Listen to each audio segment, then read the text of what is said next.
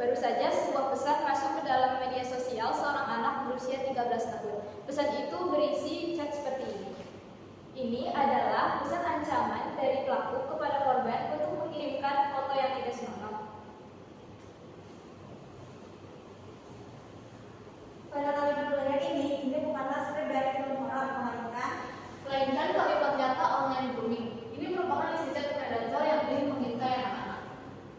Kami dari kelompok 6, perkenalkan, nama saya Muhammad Galif, absen 22. Nama saya Zaya Filipina, absen 33. Nama saya Dewi Silva dari absen 19. Nama saya Nisya Melahana dari absen 14. Di sini kami akan membahas isu krisis internasional yang marak terjadi, yaitu eksploitasi anak secara digital. Eksploitasi anak merupakan penyalahgunaan atau memperkerjakan anak-anak semena-mena yang dilakukan oleh orang dewasa demi mendapatkan finansial pribadi. Nah, dari kasus ini terdapat kondisi yang berbeda-beda yang akan kami bahas menggunakan ATHG. Pada kondisi ATHG ini, ancaman secara psikologis konten ini dapat membuat luka, trauma, dan gangguan mental yang cukup dalam jangka panjang bagi korban. Lebih dari itu, pada saat penyebaran digital juga dapat membuat reputasi dan stigma sosial secara permanen selama sisa hidup mereka. Lalu kondisi tantangan terbesar untuk menghadapi kasus eksploitasi anak bukan hanya sekedar pelaporan pelaku, tetapi juga menghadapi stigma negatif yang sangat tebal di masyarakat.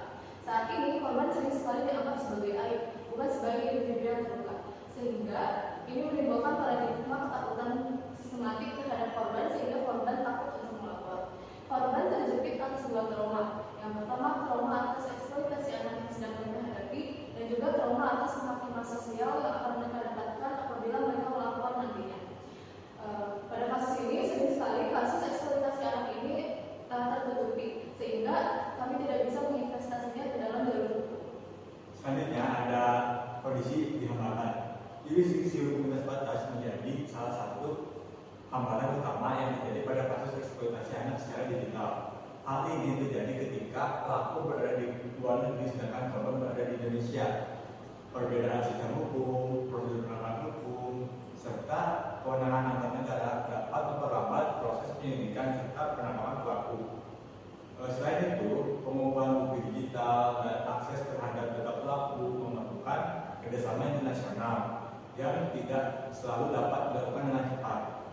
Akibatnya, upaya penegakan hukum terhadap pelaku eksploitasi secara digital dapat menjadi lebih kompleks dan memerlukan koordinasi yang kuat antara berbagai negara dengan pihak yang terlibat.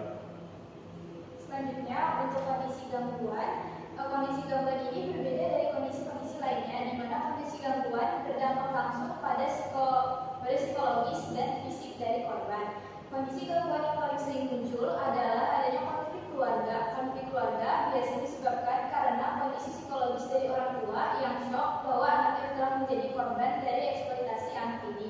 Nah, kadang orang tua bukannya memberikan dukungan pada anaknya, tetapi mereka malah menyalahkan anaknya.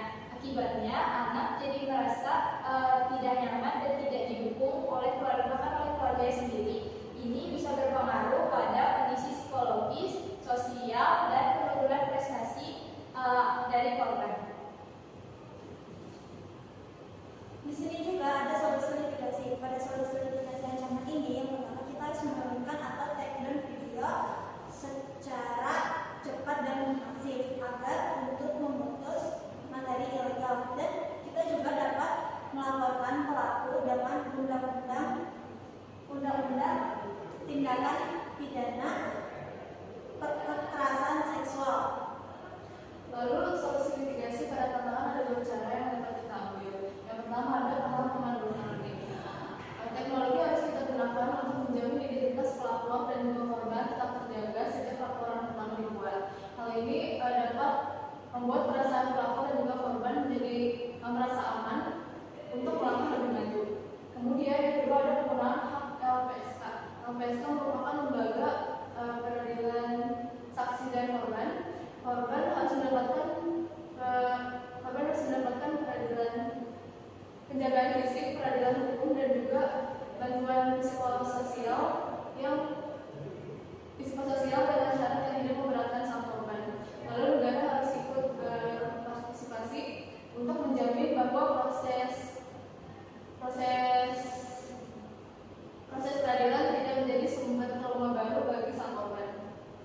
Selanjutnya ada solusi litigasi untuk kondisi hambatan. Salah satu solusi litigasi untuk mengatasi kasus eksploitasi anak secara digital yang melibatkan pelaku berada di luar negeri, yaitu dengan cara mengoptimalkan kerjasama melalui Interpol dan mekanisme ekstradisi. Interpol dapat membantu aparat penegak hukum untuk melacak identitas, lokasi, serta aktivitas yang dilakukan pelaku saat berada di negara lain. Selain itu, perjanjian ekstradisi memungkinkan pelaku yang telah ditemukan untuk diserahkan kepada negara yang berwenang mengadili kasus tersebut. Dengan memperkuat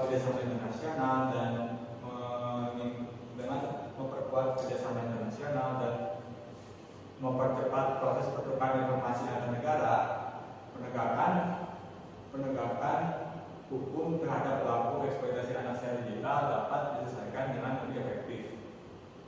Selanjutnya, solusi litigasi yang dapat ditempuh untuk kondisi gangguan adalah dengan menegakkan hukum cyber yang lebih ketat lagi, misal dari pihak sekolah maupun dari lingkungannya. Hukum ini dapat menindaklanjuti bagi siapa saja yang terikat pada isu eksploitasi online.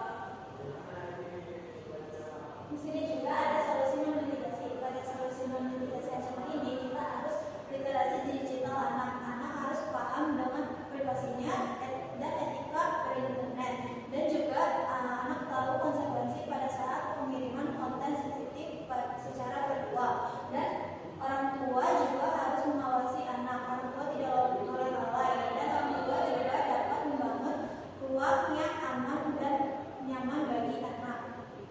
Lalu solusi non litigasi bagi tantangan ada kampanye sosial untuk mendukung bukan untuk menyalahkan korban. Sanksi hukum tidak dapat bekerja secara efektif tanpa adanya transformasi sosial.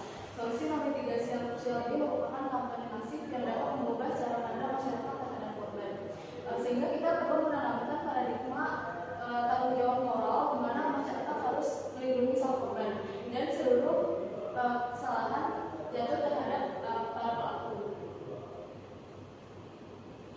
Selanjutnya, solusi non litigasi untuk kondisi hambatan.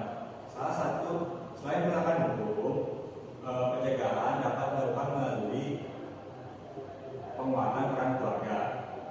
Orang tua perlu memberikan edukasi kepada anak tentang keamanan digital, resiko ketika berinteraksi dengan orang di internet, serta pentingnya menjaga data dan privasi pribadi.